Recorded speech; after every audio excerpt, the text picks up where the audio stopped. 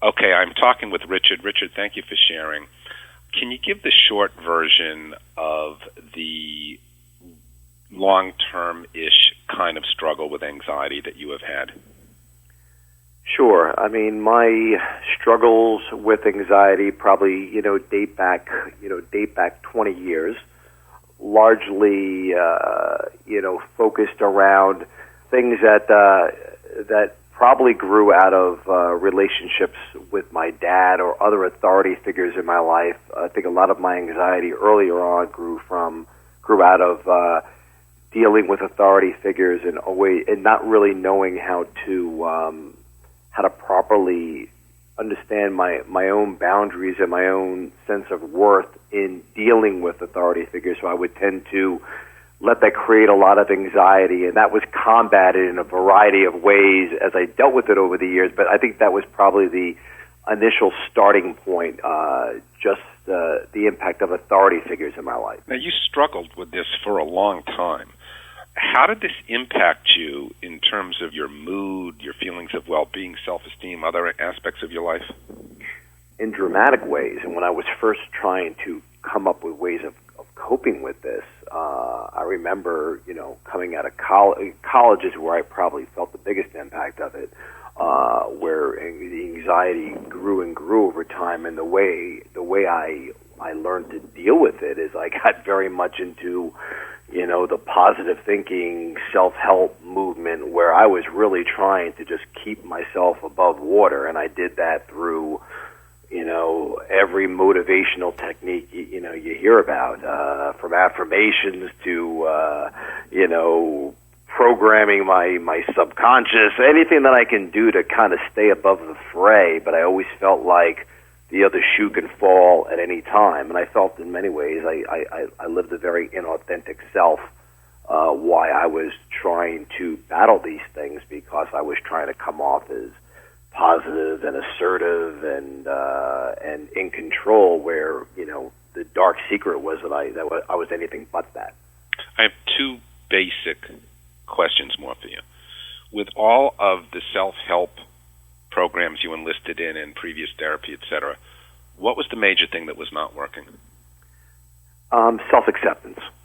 Self-acceptance. I mean, I would say, that if there's anything that I can stress as being the kind of the opening up the Pandora's box for me, was that you cannot mask these feelings, you cannot overcome, you can't struggle with them, overpower them, try to replace them. Dealing with negative thoughts, and what you got into, which was the nurturing of oneself, to me, has to come through self-acceptance. And a lot of these programs, although they talk about it in a cursory way, I never really understood what that. It took a long time for me to really get self-acceptance, and that you can't begin to change anything until you accept that it's a part of you, the good, bad, and the ugly. One day you came into my office and you brought the ego graph with you, mm-hmm. and you had taken all kinds of detailed notes on it. I was really, really impressed. You gave it a lot of thought. And that's when you really opened up the door to the concept of nurturing, self-nurturing. That is the primary thing from this interview that I would like to get across to the audience. Mm-hmm. How did you and how do you understand that concept?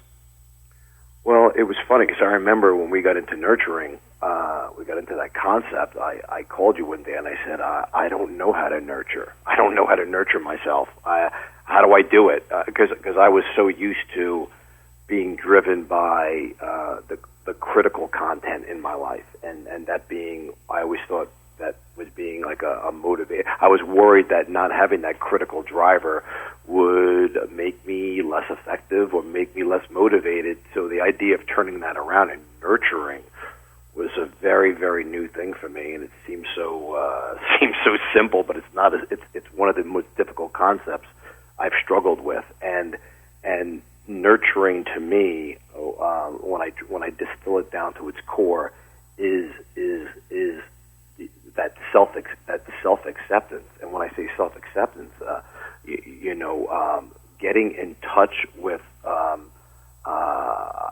I would say the things that we are the most disappointed in with ourselves, the things that we can't, hate or self-loathe the most about ourselves, that we struggle with and trying to get rid of desperately, those measures, trying to get rid of things, struggling with things, that there's a lack of nurture. That to me. Okay, and when you got in touch with those things, what did you do with them?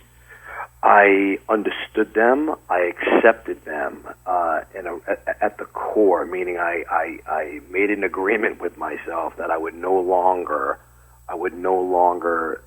beat myself up or bash myself about these things. And it was a very behavioral adjustment for me, because it's very hard to do that initially. It takes a lot of work. It takes a lot of work to understand that you're getting a thought. So let's say whatever thought it might be, you're never going to be able to do this, or whatever whatever thought would hit me, rather than try to suppress it or fight it. I would say, thanks for that mind. I would just thank my mind for that thought and let it go.